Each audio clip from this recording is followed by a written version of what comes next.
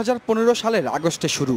বর্তমান এলজিআরডি মন্ত্রীর পক্ষ থেকে করা তথ্য ও যোগাযোগ প্রযুক্তি আইনের 57 ধারার মামলায় গ্রেপ্তার হন ফরিদপুরের মুক্তিযোদ্ধা সাংবাদিক প্রবীর শিকদার।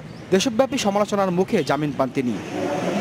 গেল 2 বছরে দেশের বিভিন্ন স্থানে প্রকোপ দেখা গেছে 57 ধারার মামলার, যার বেশিরভাগেরই শিকার হয়েছেন সংবাদকর্মীরা।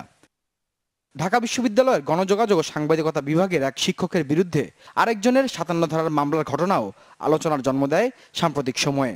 সবশেষ মৎস্য ও প্রাণী সম্পদ প্রতিমন্ত্রীর বিতরণ করা ছাগলের মৃত্যুর খবর শেয়ার করার কারণে 57 ধারার মামলায় গ্রেপ্তার হন খুলনার এক সাংবাদিক।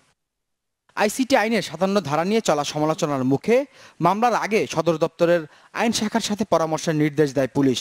হঠাৎ এই সিদ্ধান্তের কারণ হিসেবে আইজিপি জানান, বিতর্ক এড়াতেই এমন চিন্তা। অপপ্রয়োগ না হয়, মিস ইউজ না হয়, সেদিকে সতর্ক থাকা আমাদের উচিত। তো এই অতি সম্প্রতি এই ধারার মামলা হয়েছে, তা নিয়ে তর্ক বিতর্ক অভিযোগ নানা কিছু আসছে। এই পরিপ্রেক্ষিতে আমরা সিদ্ধান্ত নিয়েছি না এইগুলি যেন স্বেচ্ছাচারিতা না থাকে। আইসিটি অ্যাক্টে 57-এ যদি কোনো মামলা নিতে হয়, তার আগে পুলিশ হেডকোয়ার্টার্সে যে আইন শাখা আছে, আইন শাখার সাথে পরামর্শ করবে। থানায় না গিয়ে কেউ যদি আদালতে 57 ধারায় মামলা দায়ের করেন, সেক্ষেত্রেও তদন্ত গ্রেপ্তারে কৌশলী থাকবে পুলিশ। আদালত যদি মামলা রুজু করার জন্য ডাইরেকশন দিয়ে দেয়, পুলিশ মামলা রুজু করবে।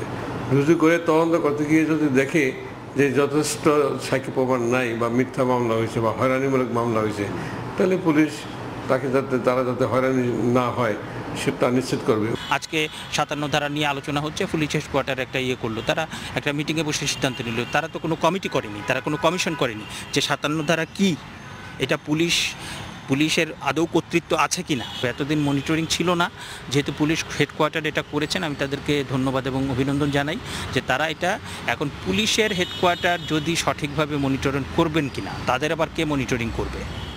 এই শিক্ষকের মতে 57 ধারা বাদেও পুলিশের কাছে মানুষকে হয়রানি করার বহু পথ রয়েছে। নিজস্ব কমিটি করে এই ধারা নিয়ে সরকারের কাছে মন্তব্য জানাতে পারে বাহিনীটি। রাশেদ নিজাম, চ্যানেল 24, ঢাকা। এদিকে থানায় 57 ধারায় মামলা দায়েরের ক্ষেত্রে পুলিশ সদর দপ্তরের অনুমোদনের নির্দেশনা থাকায় এবার মামলা হলো আদালতে। ফেসবুকে সরকার বিরোধী মন্তব্যের অভিযোগ এনে এক যুবদল নেতার বিরুদ্ধে বৃহস্পতিবার দুপুরে হবিগঞ্জ জুডিশিয়াল ম্যাজিস্ট্রেট আদালতে মামলা করেন সদর উপজেলা শ্রমিক লীগ নেতা জামাল আহমেদ। মামলার বিবরণে বলা হয়, বুধবার রাতে ফেসবুকে বঙ্গবন্ধু শেখ মুজিবুর রহমান, প্রধানমন্ত্রী শেখ হাসিনা এবং সংসদ সদস্যদের নিয়ে কুরুচিপূর্ণ মন্তব্য করেন যুবদল নেতা আরব আলী। এতে রাষ্ট্র ও আওয়ামী লীগ সমর্থকদের ভাবমূর্তি ক্ষুণ্ণ হয়েছে। এছাড়া মামলায় আইনশৃঙ্খলা পরিস্থিতির অবনতি ঘটার আশঙ্কার কথাও উল্লেখ করা হয়।